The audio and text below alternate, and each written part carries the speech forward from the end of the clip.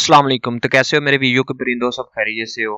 आज का हमारा जो मॉड्यूल है 128 सॉफ्टवेयर इंजीनियरिंग की बात कर रहा है कि जब सॉफ्टवेयर इंजीनियर कोई काम करता है, सॉफ्टवेयर को बनाता है, उसकी सारी तफसील की बात है यहाँ पे। आज का ये वाला आपका जो टॉपिक है यहाँ पे है एनालिसिस करना। एनालिसिस से मुराद होती है कि किसी चीज़ की ना मतलब उसकी डिटेल निकालनी, उसमें खामियां, अच्छाइयाँ, बुराइयां। मतलब जब आप मिसाल के तौर पे किसी गली मोहल्ले में रिश्ता करते हैं तो आप सारी इंक्वायरी करते हैं ना, तो ये मिसाल बड़ी फनी सी है। तो वो आप सारी वहाँ पे रिक्वायरमेंट चेक करते हैं, लड़का कैसा है, कमाई करता है नहीं करता, बेटी खुश रहेगी, मतलब सारी उसकी जो कैटेगरीज हैं उसकी, ये काम करेगा नहीं करेगा। सॉफ्टवेयर की भी वही होती है ना, उसकी एनालिसिस करना, इंक्वायरी करना, ठीक है। एनालिसिस करना है, चीज को समझ लिया करें। ये वो वाले टॉपिक है जहाँ पे आप अपने वर्ड में लिखेंगे तो ज्यादा बेहतर होगा, ठीक है। चलते हैं टॉपिक की तरफ। तो यहाँ पे कहता है major step in traditional software development life cycle are requirement analysis, design, implement और टेस्टिंग। यहाँ पे ये है कि आपका जो सॉफ्टवेयर होता है उसकी जो टेस्टिंग करनी है, उसकी रिक्वायरमेंट को एनालिसिस करना है कि वो रिक्वायरमेंट पे पूरा उतरता है। सवाल गंदम और जवाब चना तो नहीं हो रहा, और इसको टेस्ट करना, इम्प्लीमेंट करना, ये सारी उसकी तफसील को ना बताया गया यहाँ पे। यहाँ पे क्या कहता है, रिक्वायरमेंट एनालिसिस मतलब कौन सी रिक्वायरमेंट्स होती हैं किसी चीज़ को एनालिसिस करना। एनालिसिस करना मतलब उसका तज्जिया करना, मतलब उसकी खामियां निकाल के साइड पे इस चीज़ को कहते हैं तज्जिया करना। कहता है सॉफ्टवेयर लाइफ साइकिल बिगन्स, शुरू होती है with the requirement analysis. Requirement analysis के साथ कौन सी चीज़, गौर करो, सॉफ्टवेयर की जो लाइफ साइकिल है कहाँ से शुरू होती है, रिक्वायरमेंट एनालिसिस। क्विज बन गया आपका। क्विज बेसिकली जो मैं बता देता हूँ वो डन नहीं होता, मिसाल के तौर पे वो बन सकता है। आप कहते हैं सर जी क्विज आया ही नहीं था।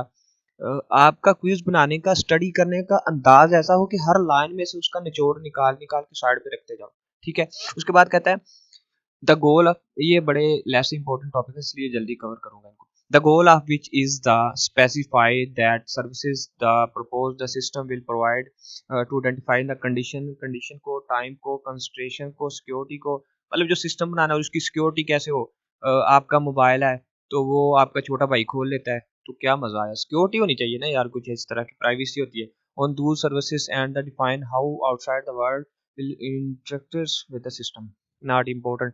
रीड कर लें आप इसको। Requirement analysis involve the significant input, मतलब खास किस्म की जो है ना इनपुट होती है उस पे, ये मतलब ऐसे नहीं हो जाता एनालिसिस। मिसाल के तौर पे आप किसी गली में किसी बंदे की सर्च करवाना चाहते हैं, किसी गाड़ी में किसी मुजरम को, तो खास टीम बनाई जाती है ना। इसी तरह सॉफ्टवेयर में भी जो एनालिसिस होता है उसके लिए खास स्टेप होते हैं, ठीक है। Input from the stakeholders. Stakeholder क्या होता है, मतलब वो लोग, वो तज्जियाकार, जैसे आप कोई न्यूज़ चैनल देखते हैं तो वहाँ पे तज्जियाकार बैठे होते हैं, इसी तरह कंप्यूटर के जो अपनी जुबान में है ना, आपने हर एक वर्ड को कंप्यूटर के हिसाब से समझना है, ठीक है।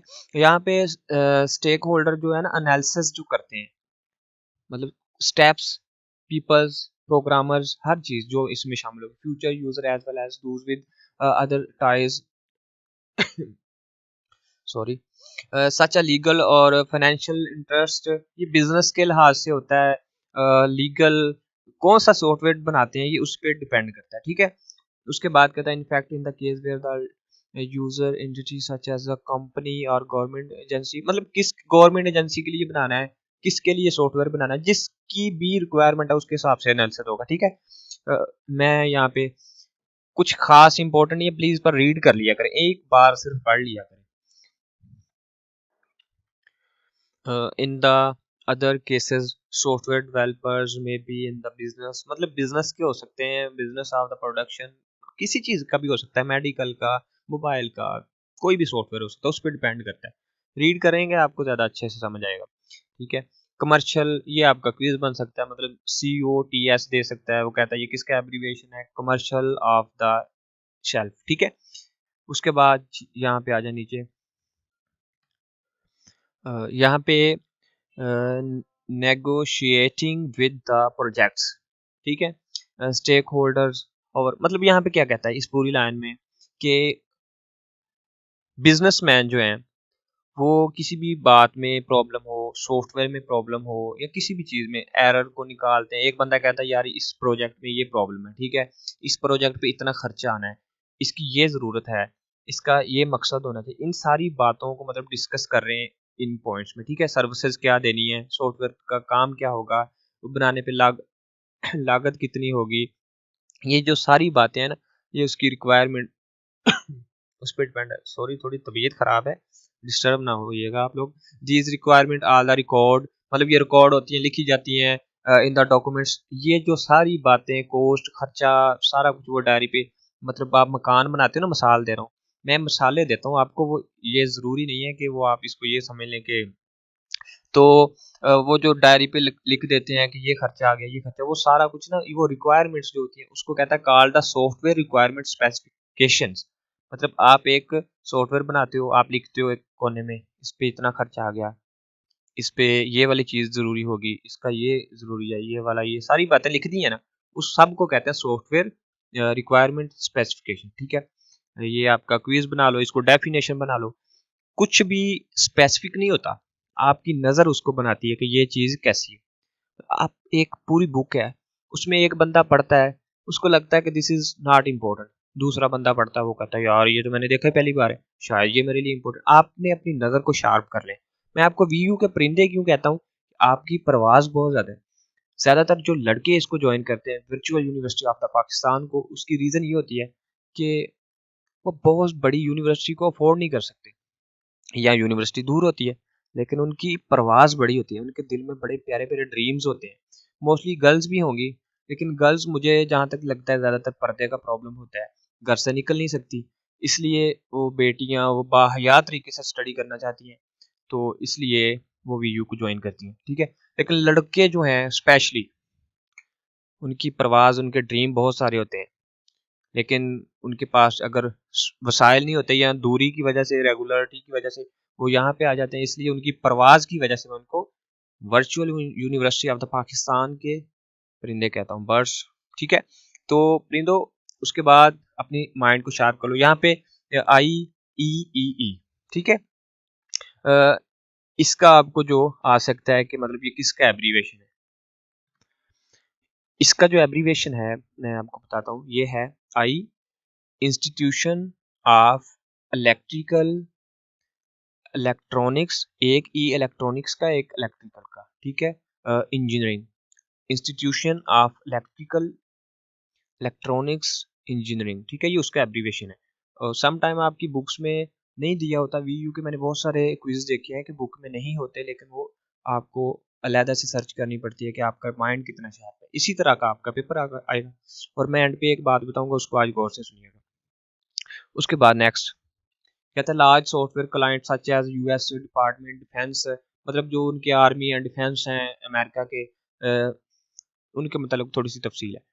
उसके बाद कहता है from the software developers perspective, software requirement specification should define the firm objective toward which software development can be proceed, ठीक है।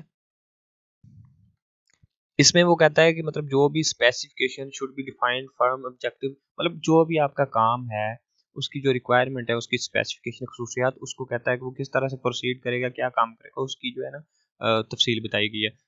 यहाँ पे सॉफ्टवेयर का बताया, late product delivery in the software engineering industry, मतलब इसको रीड कर लें, ठीक है। उसके बाद जो है आपका नेक्स्ट मॉड्यूल है। नेक्स्ट मॉड्यूल से मैं पहले आपको ये बात बता दूं कि आपकी जो CS 101 की जो फाइनल टर्म है ना, फाइनल टर्म, उसमें आपका बहुत ज़्यादा इम्पोर्टेंट हिस्सा कहाँ से आना है। आपका बहुत ज़्यादा हिस्सा इम्पोर्टेंट जो है माइक्रोसॉफ्ट ऑफिस, यानी कि उसमें माइक्रोसॉफ्ट वर्ड और माइक्रोसॉफ्ट एक्सेल आपको आता होना चाहिए। माइक्रोसॉफ्ट वर्ड और माइक्रोसॉफ्ट एक्सेल, एक्सेल ज़्यादा आता हो। उसके बाद HTML प्रोग्रामिंग है, कोडिंग है, जल्द ही डिस्क्रिप्शन में उसका लिंक मिलेगा। जो नेक्स्ट स्टूडेंट आएंगे इंशाल्लाह प्रोग्रामिंग पे भी मेरी वीडियोस होंगी, तो अभी आप कहीं पे भी यूट्यूब से देख लें, लेकिन मैं इंशाल्लाह जल्दी, मैंने किसी के ज़िम्मे लगाया है कि वो अपलोड करते, मैं इतना फ्री नहीं हूँ, इसलिए बिजी होने की वजह से। 3 चीज़ें नोट कर लें, माइक्रोसॉफ्ट एक्सेल, माइक्रोसॉफ्ट वर्ड और HTML, ये 3 चीज़ें जो है ना आपको आती हों। HTML हल्की-फुल्की आती हो, सिर्फ उसका इंट्रो आता हो, लेकिन माइक्रोसॉफ्ट एक्सेल आपको ठीक-ठाक आता हो, आपका पेपर बहुत ज़्यादा अच्छा होगा, ठीक है? तो मिलते हैं अगले मॉड्यूल में, तब तक अपना ख्याल रखिए, वीडियो के परिंदों, अल्लाह हाफ़िज़।